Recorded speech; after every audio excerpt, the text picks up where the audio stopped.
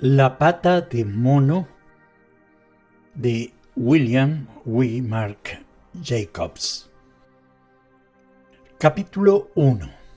Mientras afuera la noche era fría y húmeda, en el interior de la pequeña sala de estar de Laburnum Villa, las ventanas se hallaban bien cerradas, las persianas echadas y el fuego resplandecía vivamente en la chimenea. Sentados a una mesa, el dueño de la casa y su hijo disputaban con aire solemne una partida de ajedrez.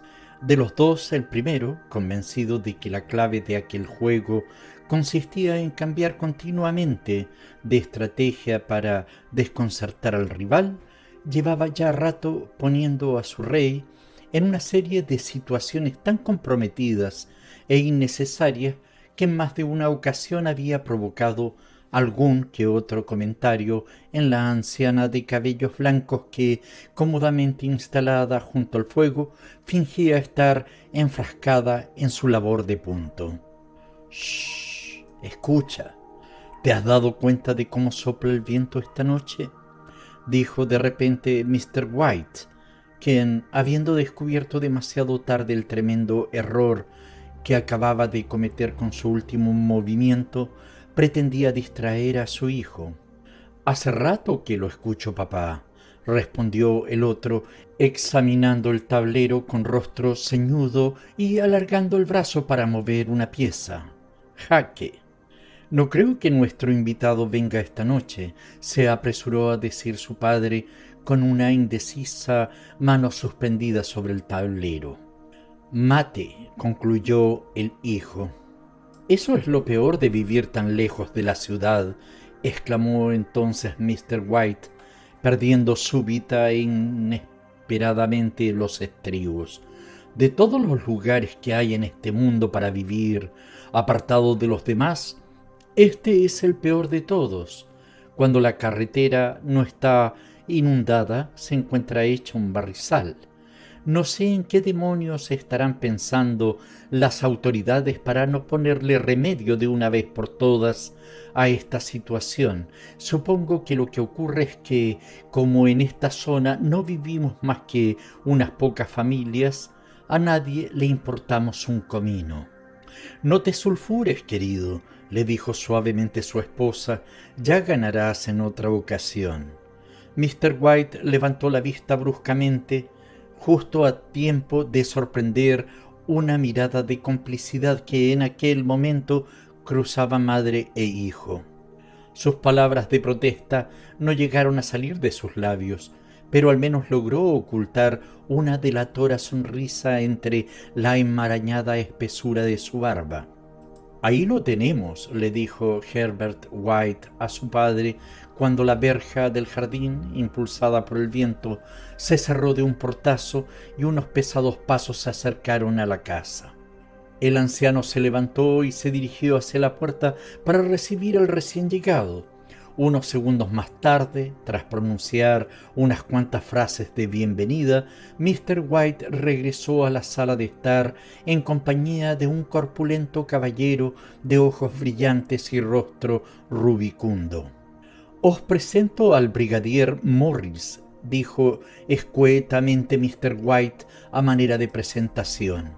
Tras estrecharle la mano a Mrs. White y a Herbert, el recién llegado tomó asiento en la silla que le fue ofrecida junto a la chimenea y observó complacido la acogedora habitación mientras su anfitrión sacaba de una alacena una botella de whisky y unos cuantos vasos y ponía sobre el fuego una pequeña tetera de cobre. Hubo de llegarse al tercer vaso de whisky para que, una vez superada la primera timidez, el brigadier, con los ojos cada vez más brillantes, comenzase a hablar con mayor libertad. La familia White, mientras tanto, dispuesta frente a él, formando un pequeño semicírculo, contemplaba con creciente interés a aquel visitante llegado de lejanas tierras, conforme éste, sentado muy tieso en su silla, iba relatando todo tipo de historias y anécdotas curiosas acerca de guerras, plagas y gentes extrañas. 21 años lleva el brigadier en esas tierras, dijo al cabo de un rato Mr. White mirando afablemente a su mujer y a su hijo. Cuando se marchó no era más que un chiquillo. Ahora, en cambio, mirad en lo que se ha convertido. Pues el cambio no parece haberle sentado nada mal, dijo cortésmente Mrs. White. «Cuánto me gustaría ir a la India», musitó el anciano, «solo para ver cómo es aquello, ya me entendéis». «Si yo fuese usted preferiría quedarme donde está», repuso el brigadier soltando un suspiro y dejando su vaso vacío sobre la mesa. «Pero a mí me gustaría tanto poder ver con mis propios ojos todos esos templos antiguos, y también a los faquires y a los encantadores de serpientes», replicó el anciano. «Por cierto, Morris, ¿cómo era aquello que comenzó usted a contarme el otro día acerca de una pata de mono o algo parecido?» «Nada», se apresuró a responder el brigadier. «Al menos nada que valga la pena oír». «¿Una pata de mono?», preguntó Mrs. White llena de curiosidad. «Bueno, en realidad no se trata más que de un pequeño ejemplo de lo que ustedes aquí en Occidente llamarían simplemente magia», respondió el brigadier con cierta brusquedad. Los tres oyentes, visiblemente interesados, se inclinaron hacia adelante para poder oír mejor. Su invitado, mientras tanto, se llevó distraídamente el vaso a los labios sin darse cuenta de que se hallaba vacío. En cuanto descubrió su error, volvió a dejarlo sobre la mesa con un gesto de contrariedad y Mr. White, solícito, se apresuró a llenárselo. «A simple vista», explicó el brigadier, hurgando en uno de sus bolsillos, «no es más que una simple pata de mono momificada». Dicho lo cual, se sacó del bolsillo el objeto en cuestión y lo sostuvo en su palma abierta para que los demás pudieran contemplarlo. Al posar sus ojos sobre él, Mrs. White se echó hacia atrás con una mueca de disgusto, pero su hijo, en cambio, lo cogió y comenzó a examinarlo con atención. «¿Y qué es lo que tiene de especial?», preguntó Mr. White tras tomar la pata de manos de su hijo. Observarla durante unos segundos y dejarla a continuación sobre la mesa. «Hubo una vez en la India un viejo faquir que le lanzó un conjuro a esa pata», explicó el brigadier. «Se trataba de un santo muy respetado en aquellas tierras que pretendía demostrar, por un lado, que el destino determina irremediablemente la vida de las personas y por otro que aquellos que intentan luchar contra su destino acaban siempre mal parados. El conjuro en cuestión permite que 3 hombres distintos tengan la posibilidad, cada uno de ellos, de pedirle a esa pata hasta 3 deseos». Su forma de hablar resultaba tan cautivante y turbadora que a sus 3 oyentes se les congeló la sonrisa en el rostro. «En ese caso, ¿por qué no pide usted 3 deseos?», propuso Herbert White con tono ligeramente burlón. El militar se volvió hacia él y le dirigió una de esas explícitas miradas que un hombre de mediana edad acostumbra dirigir a todo joven presuntuoso. «Porque ya lo he hecho», se limitó a decir mientras su rostro de piel curtida empalidecía de repente. «Esa historia parece sacada de las 1001 noches», dijo Mrs. White, levantándose para poner la mesa. «Por cierto, ¿por qué no pedís 4 pares de manos para mí? No me vendrían nada mal a la hora de hacer las tareas de la casa». Dispuesto a continuar con la broma de su mujer, Mr. White se apresuró a coger la pata de mono de la mesa y abrió la boca para pedir el deseo.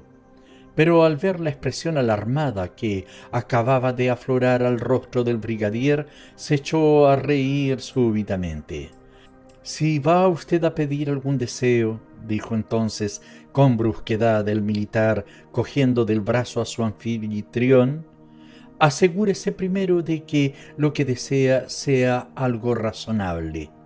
Sin darle importancia a la aspereza con la que el brigadier le acababa de hablar y sin pensar en lo que hacía, Mr. White se metió sin más la pata de mono en el bolsillo y tras disponer unas sillas alrededor de la mesa, invitó a su amigo a tomar asiento en una de ellas. Durante la cena apenas se habló de aquel extraño talismán y una vez acabada la misma, los White permanecieron sentados largo rato, escuchando embelesados muchas otras de las aventuras que aquel singular personaje había protagonizado durante su estancia en la India. Si esa historia de la pata de mono tiene tanto de verdad como todas las demás historias que ese hombre nos ha contado esta noche, dijo Herbert, una vez que la puerta de la casa se hubo cerrado tras el brigadier, quien se había marchado con el tiempo justo para tomar el último tren, me da la impresión de que esa reliquia disecada no nos va a ser de mucha utilidad. ¿Le diste algo por ella, querido?, preguntó Mrs. White, mirando atentamente a su marido. Apenas unas pocas monedas, mujer, contestó éste, ruborizándose ligeramente. Al principio se negaba a cogerlas, pero yo le obligué a aceptarlas y, ¿a que no sabéis una cosa? Mientras se guardaba el dinero, no dejó de repetirme que procurase deshacerme de ella. ¿Deshacerte de ella?, intervino Herbert fingiendo escandalizarse. Pero ¿cómo se le ocurre decir algo así justo ahora que, gracias a esa pata, vamos a ser ricos, famosos y felices para siempre? Yo, para empezar, deseo convertirme en emperador. De esa manera tu papá, como padre del emperador, podrás poner a mamá en su sitio de una vez y evitar así que ella siga teniéndote completamente dominado. Envuelto en sus propias carcajadas, Herbert echó a correr alrededor de la mesa, seguido de cerca por su madre, quien, escandalizada, blandía en alto un sartén capaz de atemorizar a cualquiera. Mr. White se sacó entonces del bolsillo la pata de mono y la examinó con curiosidad. Lo cierto es que si tuviese que pedir un deseo, no sabría qué pedir, dijo lentamente. Creo que ya tengo todo cuanto puedo desear. Podrías pedir dinero, papá. Así podrías liquidar de una vez todas tus deudas y eso no te vendría nada mal, ¿verdad?, dijo Herbert, rodeando a su padre con un brazo. ¿Por qué no pides 200 libras? Creo que con eso será más que suficiente. Ligeramente avergonzado de su credulidad, Mr. White sonrió con timidez y levantó en alto la pata de mono mientras su hijo, tras guiñarle un ojo a su madre, se sentaba al piano con expresión solemne y comenzaba a tocar unos majestuosos acordes. «Deseo 200 libras», dijo en voz alta el anciano. Una soberbia melodía de piano envolvió aquellas palabras. Sin embargo, justo en aquel momento, Mr. White profirió un estremecedor alarido que hizo que su esposa y su hijo se precipitasen a su lado. «¡Se ha movido!», exclamó asustado el anciano mirando con repugnancia la pata de mono, la cual tras caer de su mano yacía ahora sobre el suelo. «Os aseguro que se ha movido». Mientras pedía el deseo, se retorció en mi mano como si estuviese viva. Os juro que lo que digo es cierto. Lo que sí es cierto es que yo no veo el dinero por ninguna parte, repuso su hijo recogiendo del suelo el talismán y dejándolo sobre la mesa, y os apuesto cualquier cosa a que nunca lo veré. Debe de haber sido tu imaginación, querido, dijo Mrs. White mirando a su esposo con preocupación. El anciano, todavía sobresaltado, sacudió la cabeza. «Bueno, no pensemos más en ello. No quiero que empecéis a creer que me estoy haciendo viejo», dijo. «Seguro que ha sido una falsa impresión, aunque por muy falsa que haya sido, eso no quita que me haya llevado un susto de muerte». Los tres volvieron a tomar asiento frente al fuego y allí permanecieron un buen rato mientras los dos hombres apuraban sus pipas. Fuera, mientras tanto, el viento, que en aquellos momentos soplaba con mayor fuerza que nunca, comenzó a azotar en algún lugar de la casa una puerta mal cerrada, cuyos súbitos golpes hicieron que Mr. White diese un respingo.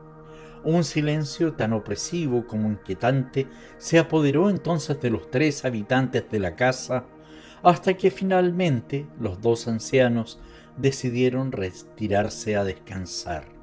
Espero que cuando lleguéis a vuestro cuarto os encontréis sobre la cama una gran bolsa llena de dinero, dijo Herbert riendo y agitando una mano en señal de buenas noches. Y tened mucho cuidado, añadió en tono burlón. ¿Quién sabe si, mientras estáis ocupados llenándoos los bolsillos, un horrible monstruo os acecha desde lo alto del armario? Una vez a solas en la sala de estar, el muchacho permaneció sentado en medio de la oscuridad con la mirada fija en las últimas llamas que danzaban todavía en la chimenea. Mientras sus ojos se hallaban allí clavados, tuvo la impresión de estar viendo en el fuego extrañas formas semejantes a horribles rostros simiescos que parecían salidos de una espantosa pesadilla. En determinado momento la impresión llegó a ser tan real que, riendo nerviosamente, buscó a tientas sobre la mesa un poco de agua que poder arrojar sobre las llamas, pero al hacerlo tocó sin querer la pata de mono y con un escalofrío retrocedió bruscamente. Luego, sin dejar de limpiarse la mano una y otra vez en los faldones de su batín, se puso en pie y comenzó a subir lentamente las escaleras que conducían a su habitación. Capítulo 2. A la mañana siguiente, mientras desayunaba en la sala de estar, Herbert no pudo evitar echarse a reír de los temores que le habían acosado la noche anterior. En la estancia, inundada ahora por la hermosa claridad del sol invernal, se respiraba un aire fresco y saludable que unas horas antes había brillado por su ausencia. En cuanto a la pata de mono, ésta, momentáneamente olvidada, se encontraba tirada de cualquier manera sobre el aparador. A la rotunda luz del día, su aspecto sucio y arrugado no impulsaba precisamente a creer en las propiedades mágicas que se le atribuían. No sé por qué será, pero a mí me da la impresión de que todos los soldados son iguales. A todos les gusta creer en paparruchas, dijo Mrs. White, y pensar que anoche estuvimos a punto de tragarnos semejante sarta de tonterías. ¿Cómo puede uno llegar a creer que los deseos se conceden así como así? Y aunque fuese así, ¿qué daño podrían hacernos 200 libras? ¿Quién sabe? A lo mejor si cayeran del cielo y nos diesen de lleno en la cabeza, dijo Herbert, echándose a reír. Morris me dijo que cuando un deseo resulta concedido, todo ocurre de la forma más natural. Intervino Mr. White, de tal manera que uno no puede evitar pensar que se trata de una simple coincidencia. Bueno, si así fuese, prométeme una cosa, papá, que no tocarás las 200 libras hasta que yo vuelva del trabajo, dijo Herbert poniéndose en pie. Mucho me temo que, de no hacerlo así, te convertirás en un avaro y no querrías separarte nunca del dinero, y mamá y yo nos veríamos obligados a quitártelo por la fuerza. Mrs. White se echó a reír hasta que se le saltaron las lágrimas. Luego, poniéndose también en pie, acompañó a Herbert hasta la puerta. Se despidió de él y permaneció unos segundos en el umbral, contemplando cómo su hijo se alejaba por el camino. Seguidamente, riéndose todavía de la credulidad de su marido, regresó a la mesa. No obstante, a pesar de todas sus risas y burlas, no pudo evitar salir corriendo hacia la puerta cuando el cartero llamó aquella mañana a la puerta, ni hacer un despectivo comentario sobre lo que ella llamó esos dichosos soldados aficionados a la bebida, cuando vio que el correo de aquel día consistía en una factura del sastre en vez de en un cheque por valor de 200 libras. Estoy deseando oír lo que dirá Herbert cuando vuelva a casa y vea esa factura, dijo mientras ella y su marido se sentaban a comer. Solo de imaginármelo ya me estoy riendo. Y yo, convino Mr. White, sirviéndose un buen vaso de cerveza. Aunque de todas formas, digáis lo que digáis, anoche esa cosa se movió en mi mano, te juro que lo hizo. Simplemente te daría esa impresión, querido, dijo su esposa con tacto. Si yo digo que se movió, es que se movió, repuso el otro. No estoy hablando de impresiones, sino de hechos. Yo acababa de pedir aquel deseo cuando de repente... Pero bueno, ¿qué es lo que pasa? Mrs. White no respondió. Se hallaba demasiado ocupada siguiendo con la mirada los misteriosos movimientos de un hombre que, de pie frente a la entrada del jardín, no dejaba de mirar con aspecto indeciso hacia la casa como si estuviese pensando si debía o no llamar a la puerta. Sin poder evitarlo, asoció mentalmente a aquel extraño con las 200 libras y reparó entonces en que el sujeto en cuestión no sólo iba muy bien vestido, sino que además llevaba puesto un magnífico y reluciente sombrero que debía de haberle costado una fortuna. Mientras deambulaba frente a la casa, aquel personaje se paró hasta 3 veces ante la verja, como dispuesto a entrar, pero otras tantas veces se echó atrás y continuó paseando. Finalmente, al cuarto intento, asió con fuerza la puerta del jardín. La abrió resueltamente de un empujón y echó a andar con paso firme y decidido por el sendero que conducía a la puerta de la casa. Mrs. White, poniéndose en pie al ver cómo el hombre se acercaba, se quitó apresuradamente el delantal, lo escondió bajo el cojín de una silla y acudió a recibir al extraño. Tras abrir la puerta de un tirón, Mrs. White hizo pasar al recién llegado hasta la sala de estar. Este, visiblemente incómodo, la miró de soslayo y la escuchó con expresión preocupada, mientras la anciana le pedía disculpas por el desorden que reinaba en la casa y por las ropas tan sucias que llevaba puestas su marido, pues, según explicó, eran las que Mr. White solía ponerse cuando se disponía a trabajar en el jardín. A continuación guardó silencio y con toda la paciencia de la que una mujer es capaz, esperó a que aquel hombre explicase el motivo que le había llevado hasta allí. Verán ustedes, me han pedido que viniera a verles, dijo por fin tras un extraño silencio, bajando la vista y dejándola clavada en algún lugar del suelo. Vengo de parte de la firma Maw and Meggins. La anciana dio un respingo. ¿Hay algún problema?, preguntó sin aliento. ¿Le ha ocurrido algo a Herbert?, contestó. Por lo que más quiera, ¿le ha ocurrido algo a mi hijo? Su marido intervino. Tranquilízate, querida, no te alteres, se apresuró a decir con voz suave. Siéntate aquí y no saques conclusiones precipitadas. Y ahora, caballero, añadió, volviéndose hacia el recién llegado con una mirada cargada de ansiedad, díganos lo que ha venido a decirnos. Estoy seguro de que no se trata de malas noticias, ¿verdad? Lo siento mucho, caballero, pero, comenzó a decir el hombre. ¿Le ha pasado algo a mi hijo?, preguntó la anciana sin poder contenerse por más tiempo. El visitante asintió con la cabeza. Así es, señora. Su hijo se encuentra gravemente herido, dijo en voz baja, pero al menos ya no sufre. Gracias a Dios, exclamó la anciana, retorciéndose las manos con fuerza. Gracias a Dios, gracias a... La mujer guardó silencio de repente cuando cayó en la cuenta del verdadero significado que encerraban las últimas palabras pronunciadas por aquel hombre.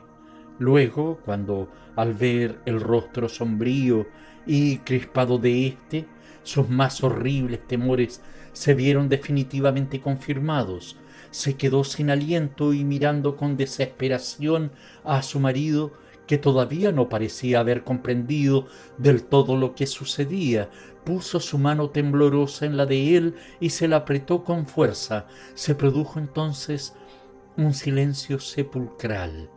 Al parecer su hijo quedó atrapado entre los engranajes de una de las máquinas, añadió finalmente el visitante con voz apenas audible.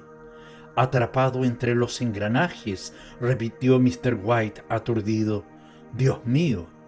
El anciano se dejó caer pesadamente en una silla y se puso a mirar por la ventana sin ver nada en particular. Luego, con una dulzura infinita, tomó la mano de su esposa entre las suyas y la apretó tal y como había hecho por primera vez 40 años atrás, cuando los dos no eran más que una joven pareja de novios. Herbert era lo único que teníamos en este mundo, dijo volviéndose ligeramente hacia el visitante. No tiene usted idea de lo duro que resulta perderle. El hombre, incómodo, carraspeó y poniéndose en pie, se acercó lentamente a la ventana. La empresa me ha pedido que les comunique su más sincero pésame ante tan dolorosa pérdida, dijo sin apenas levantar la mirada. Espero que comprendan que yo no soy más que un simple empleado y que me limito a obedecer las órdenes que me han transmitido. No hubo respuesta. A la anciana, mortalmente pálida y con la mirada completamente perdida, apenas se la oía respirar. Su marido, mientras tanto, seguía mirando en silencio por la ventana. También me han encargado decirles que Maw y Maggins niegan cualquier tipo de responsabilidad en lo ocurrido, continuó diciendo el hombre. No obstante, en consideración a los servicios prestados por su hijo a lo largo de los últimos años, la empresa desea hacerles entrega de cierta cantidad de dinero a manera de compensación. Al oír aquello, Mr. White soltó la mano de su esposa y poniéndose en pie, cuán alto era, miró a aquel hombre con expresión horrorizada. Lentamente sus labios resecos se abrieron para preguntar: ¿A cuánto asciende esa cantidad? A 200 libras, caballero, fue la respuesta. Ajeno totalmente al grito de su esposa, el anciano, tras esbozar una amarga sonrisa, extendió las manos ante sí como un ciego que intentase caminar sin ayuda de su bastón y a continuación se desplomó sin sentido sobre el suelo. Capítulo 3. Al día siguiente, los dos ancianos enterraron a su difunto hijo en el cementerio nuevo del pueblo y a continuación, una vez concluida la ceremonia, recorrieron a pie las 2 millas que les separaban de su casa, aquella casa que ahora se había quedado sumida en las sombras y el silencio. Todo había ocurrido tan deprisa que al principio les costó asimilar lo que realmente había sucedido, y durante algunos días permanecieron en vilo como a la espera de alguna otra cosa que aún estuviese por ocurrir, algo que, sin lugar a dudas, les ayudaría a llevar mejor aquella carga que tan pesada resultaba para sus fatigados corazones. Pero conforme los días fueron pasando, la esperanza fue convirtiéndose poco a poco en esa incurable resignación que, cuando se apodera de los ancianos, suele recibir erróneamente el nombre de apatía. Incluso había días en los que marido y mujer apenas intercambiaban una sola palabra, pues ahora que su hijo ya no estaba con ellos, no tenían nada de qué hablar. Poco a poco un profundo hastío comenzó a consumirles por dentro. Cierta noche, aproximadamente una semana después del funeral, Mr. White, tras despertarse de manera brusca, descubrió que se encontraba solo en la cama. A su alrededor, la habitación se hallaba sumida en la más completa oscuridad. No obstante, al cabo de unos segundos, pudo oír con claridad, procedente de la ventana, el llanto contenido de su mujer. Tras tomar una profunda bocanada de aire, el anciano se incorporó y se quedó sentado sobre el lecho. «Vuelve a la cama, querida», dijo con toda la ternura de que fue capaz. «Hace mucho frío». «Más frío hace donde está mi hijo ahora», respondió la anciana, dando rienda suelta a sus lágrimas. Los sollozos de su esposa fueron apagándose poco a poco en sus oídos mientras él, echándose de nuevo sobre el cálido lecho, cerraba los ojos y se hundía lentamente en el sueño. Así permaneció durante un buen rato hasta que, de repente, los gritos de su mujer lo despertaron bruscamente. «¡La pata de mono!», gritaba la anciana fuera de sí. «¡Claro que sí! Dios mío, claro que sí! ¡La pata de mono!». El marido se incorporó en la cama con un respingo. «¿Qué ocurre, querida? ¿Qué le pasa a la pata de mono?». La anciana se acercó a él corriendo. «¿Dónde está?», le dijo, algo más calmada a su marido. «No te habrás deshecho de ella, ¿verdad?». «No, está abajo en la sala de estar, sobre la repisa de la chimenea», respondió Mr. White, todavía aturdido. «¿Pero por qué lo preguntas? ¿Qué es lo que ocurre, querida?». Ella se echó a llorar y a reír al mismo tiempo e inclinándose hacia adelante besó a su marido en la mejilla. «Se me acaba de ocurrir una idea», respondió histérica. «¿Cómo no habré pensado antes en ello? ¿Y cómo es que no se te ha ocurrido a ti tampoco?». «¿Ocurrírseme? ¿El qué?», preguntó él. «Los dos deseos que aún faltan por pedir», se apresuró a contestar su mujer. «Solo hemos pedido uno». «¿Y qué? ¿Es que acaso no has tenido suficiente?», repuso él con aspereza. «No», exclamó triunfalmente su mujer, «pediremos otro deseo. Vea por la pata de mono, cógela y pide que nuestro hijo vuelva a la vida». Como impulsado por un resorte, el anciano se sentó en la cama y tras arrojar a un lado las mantas, se llevó las manos a la cabeza. «Dios mío, ¿pero qué estás diciendo? ¿Es que te has vuelto loca?», exclamó horrorizado. «Ve ahora mismo a por esa pata», dijo la anciana, casi sin aliento. «Ve a por ella, cógela y pide ese deseo. Oh, Dios mío, mi niño, mi pequeño». El anciano cogió una cerilla, la prendió y encendió con ella una vela. «Vuelve a la cama», dijo con voz insegura. «No sabes lo que estás diciendo. Si el primer deseo no fue concedido, ¿por qué no va a suceder lo mismo con el segundo?», replicó su esposa con mirada febril. «Nadie nos ha concedido ningún deseo», balbuceó el anciano. «Aquello no fue más que una desafortunada coincidencia». «Ve abajo, coge esa pata y pide el deseo», gritó su mujer temblando de excitación. El anciano se volvió hacia ella y la miró fijamente. Cuando habló, lo hizo con voz temblorosa. «Herbert lleva muerto 10 días, querida.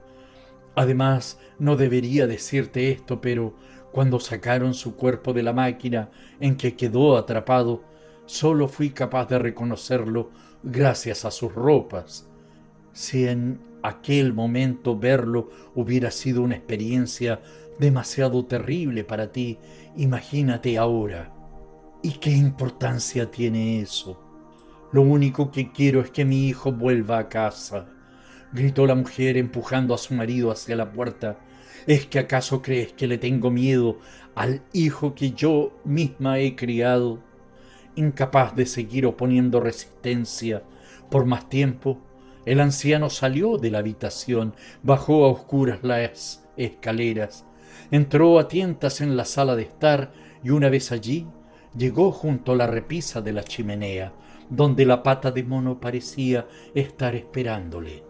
Nada más cogerla, le asaltó la terrible idea de que quizás aquel deseo demencial acabase realmente trayendo a casa el cuerpo destrozado de su hijo antes de que él tuviese tiempo de escapar.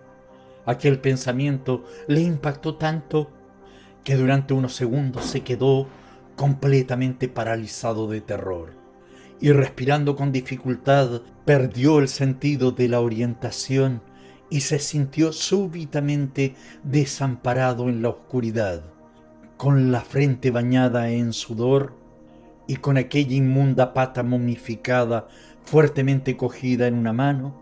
Se abrió camino a trompicones hasta la mesa y desde allí fue avanzando a tientas a lo largo de la pared hasta que se encontró nuevamente en el pasillo que desembocaba en las escaleras.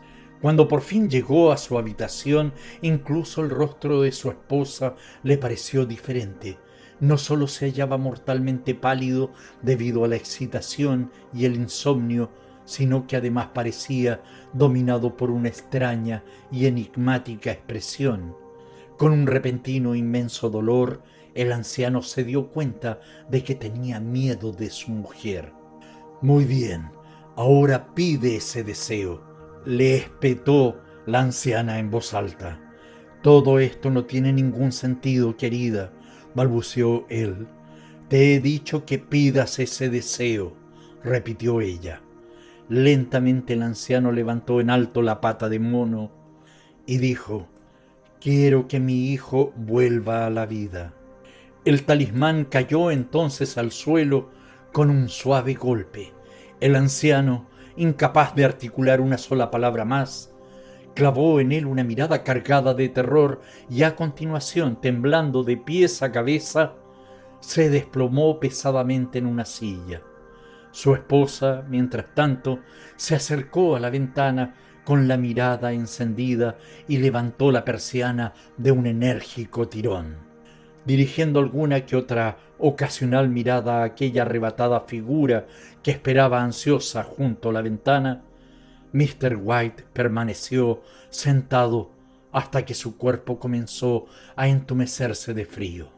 La vela, reducida a una pequeña lengua de fuego que asomaba tímidamente por el borde del candelabro, comenzó a proyectar temblorosas sombras sobre las paredes y el techo de la estancia hasta que finalmente, con un último estremecimiento más pronunciado que los anteriores, se extinguió.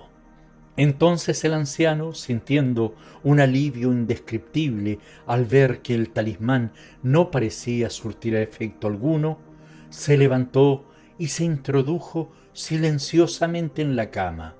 1 o 2 minutos más tarde, su esposa, dándose definitivamente por vencida, se separó de la ventana, cruzó la habitación y se tumbó junto a él sin hacer ruido. Ninguno de los dos dijo una sola palabra.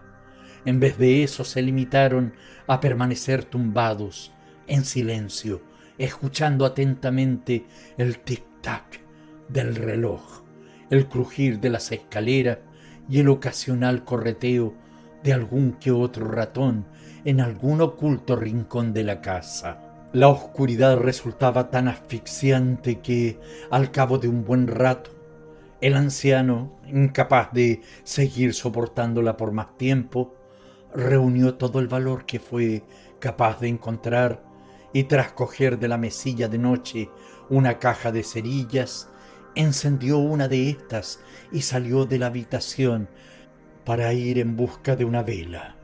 Cuando llegó al pie de las escaleras, la cerilla se apagó de repente y tuvo que detenerse para encender otra. Pero justo en aquel preciso instante, Un golpe tan leve y suave que al principio el anciano tuvo dudas de haberlo oído, sonó en la puerta de la casa. Mr. White sintió como la caja de cerillas, aún abierta, se le escapaba de la mano y cómo los fósforos se desparramaban a sus pies sobre el suelo del pasillo. Permaneció inmóvil, conteniendo la respiración, hasta que el golpe volvió a dejarse oír. Entonces, reaccionando súbitamente, dio media vuelta, regresó corriendo a su habitación y con manos temblorosas cerró la puerta a sus espaldas. Un tercer golpe resonó entonces por toda la casa. —¿Qué ha sido eso? —exclamó su esposa, despertándose de repente. —Una rata, querida —respondió el anciano con voz temblorosa—, me pasó por entre las piernas mientras bajaba las escaleras. Su esposa se sentó en la cama escuchando atentamente. Un nuevo golpe, esta vez más poderoso que los anteriores, retumbó por todas partes. —¡Es Herbert! —gritó. —¡Oh, Dios mío! ¡Es Herbert! Como impulsada por un resorte, la anciana se levantó de la cama y echó a correr hacia la puerta. Pero entonces su marido, reaccionando con rapidez, se plantó frente a ella y la agarró fuertemente del brazo. —¿Qué es lo que vas a hacer? —le dijo en un ronco susurro.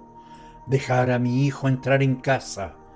—¿Es que no te das cuenta de que es Herbert quien llama? —gritó la mujer forcejeando por soltarse. Con los nervios me olvidé de que el cementerio se encuentra a 2 millas de aquí y de que recorrerlas lleva algún tiempo. Y ahora suéltame. ¿Por qué me retienes? Suéltame, te digo. Tengo que abrir esa puerta. Por el amor de Dios, no le dejes entrar, suplicó el anciano temblando de pies a cabeza. ¿Qué te ocurre? ¿Es que acaso tienes miedo de tu propio hijo? Replicó su esposa sin dejar de forcejear. Suéltame de una vez. Ya voy, Herbert, ya voy, hijo mío. Marido y mujer forcejearon todavía durante unos instantes mientras los golpes, cada vez más insistentes, seguían resonando sobre la puerta de la casa. Finalmente la anciana, liberándose de un tirón, dio media vuelta y salió corriendo de la estancia. Su marido, echando a correr tras ella, la siguió hasta el rellano de las escaleras, pero una vez allí, incapaz de alcanzarla, se detuvo y la llamó a gritos mientras ella bajaba apresuradamente al piso inferior. Poco después se oyó el ruido de la cadena de la puerta al ser quitada y el de uno de los cerrojos al ser descorrido, y justo a continuación la voz forzada y jadeante de la anciana que gritaba: «El cerrojo de arriba, no puedo alcanzarlo, está demasiado alto para mí, ven a ayudarme». Pero su marido, en vez de acudir en su ayuda, dio media vuelta, entró de nuevo en el dormitorio y poniéndose a gatas comenzó a rastrear el suelo como un loco en busca de la pata de mono. Si tan solo pudiese encontrarla antes de que su mujer le abriese la puerta a aquella cosa.